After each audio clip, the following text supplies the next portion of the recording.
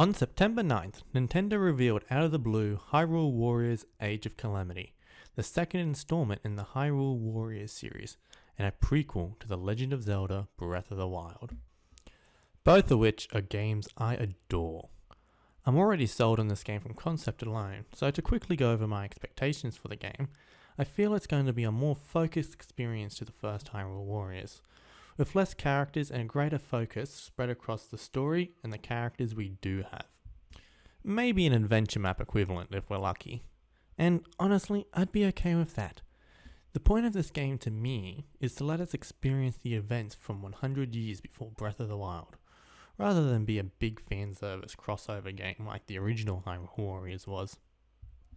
So, back to the topic of this video. Today I want to go over 5 things I hope will be in this game. These can range from characters to gameplay mechanics or even the story. Some of these I expect and some of these not so much. These are basically things I want to see regardless of how big or small they are. So in no particular order, let us begin. Number 5. Urbosa, the Gerudo, and Ganon. This is something I want to see in both this game and the sequel. To me, one of the most fascinating parts of the original Breath of the Wild was Urbosa's unique attitude towards Ganon compared to the rest of the cast. While most saw Ganon as this great calamity, a force of destruction for all to fear, for Urbosa, it was a lot more personal. As I'm sure we all know, Ganon was born as a Gerudo man who is more commonly referred to as Ganondorf, and Urbosa sees this fact as a blight on the history of the Gerudo. A great shame for her people. And honestly, I find this fascinating. I want to see it explored as much as possible. It's probably something the sequel could handle better, since Ganondorf will actually be in that game, but there's also a good chance Urbosa won't be there, since, she's dead. So I think specifically for this game, I'd like to see more of how this affects Urbosa specifically. Maybe a scene where she confesses her personal resentment, and maybe even shame about Ganon. So I think what I really want at the end of the day is for Urbosa and Ganondorf to meet, no matter how unlikely that actually is. And more Urbosa is always a good thing. She's my favourite champion. Number 4. Bonus characters. I honestly don't think this one's very likely, but I still want to see it. Because this game is specifically a prequel to Breath of the Wild, the pool of established characters that can be used is so much smaller, at least in regards to the story. That's why I hope there is a side mode or something that lets us unlock and play as characters who wouldn't make sense in regards to the story. There are a lot of possibilities in who they could pick. Obviously there's characters from Hyrule Warriors who could be brought over as legacy picks, like Skull Kid or Midna. This would be great because we'd be able to see them for the first time in the Breath of the Wild art style. Or you could have the modern day champions like Sidon and Ryuji. I mean, seriously, who doesn't want to play as Sidon? He's perfect. Heck, there's a good chance Ganon's only hope at being playable is as a bonus character, since he doesn't really have a form that could work with Breath of the Wild. The closest would be one of the Blights. There is also a third possibility, but I think I'd rather touch upon that more in the next segment. Number 3. A sequel tease. As I'm sure many of you know, a sequel to Breath of the Wild was announced last E3, and the possibilities are endless as to what it's about. The only thing we know for sure is that Ganondorf will be in it. Aside from that, we don't know much. A tease could help answer some of these questions, or better yet, give us some more questions we should be asking. Will we learn of Ganondorf's existence separate from the Calamity?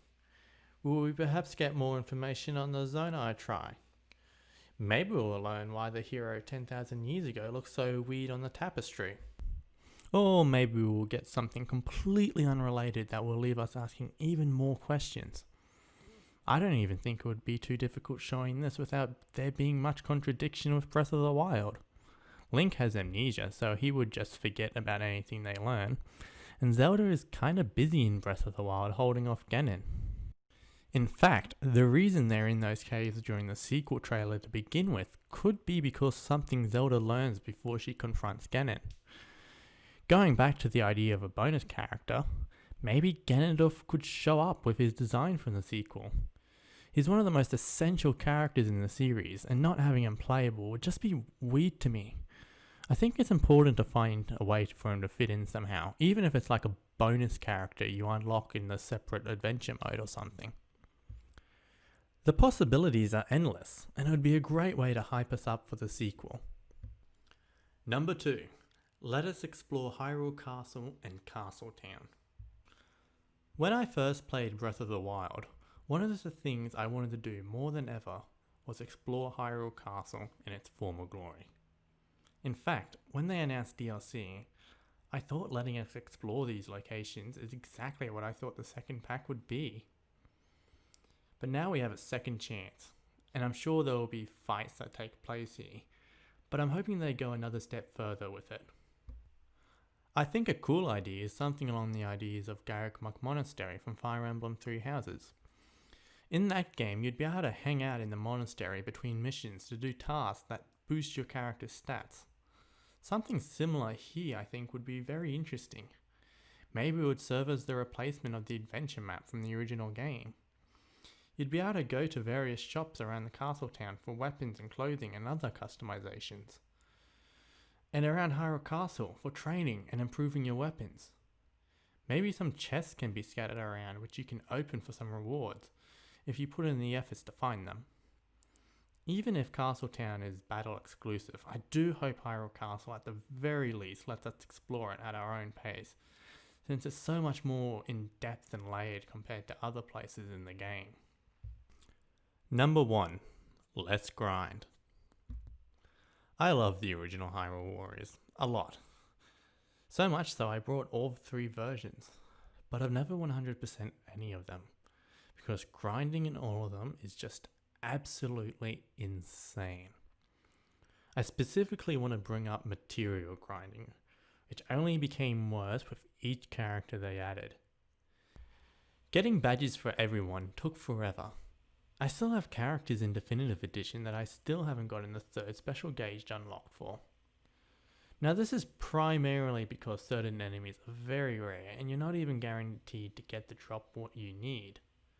Ganon and Phantom Ganon are especially a pain because you only really encounter them once or twice in an entire adventure map. Phantom Ganon in particular is only found in maps added in Legends.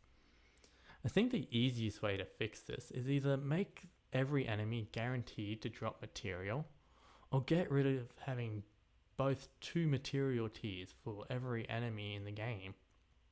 Or honestly, you could just get rid of materials altogether. During adventure maps, I care so much more for new weapons, pieces of hearts, and costumes as rewards for progression. This point is honestly a little less important to me than the other points, because as long as I have the whole moveset unlocked, I can have fun with any character. Although I do hope full movesets are just as easy to unlock, because having to wait until a character is promoted in Fire Emblem Warriors really put me off that game. And that comes to the end of my list. It was interesting putting it together, as it's my first video. Leave a comment below on what you hope for this game. And if you enjoyed this video, leave a like and be sure to subscribe to my channel. Or don't. Truthfully, I have no idea how often I'll be uploading videos. But it's something I wanted to get in the habit of, so I hope you guys think about it. And with that, I'm done. Enjoy the rest of your day.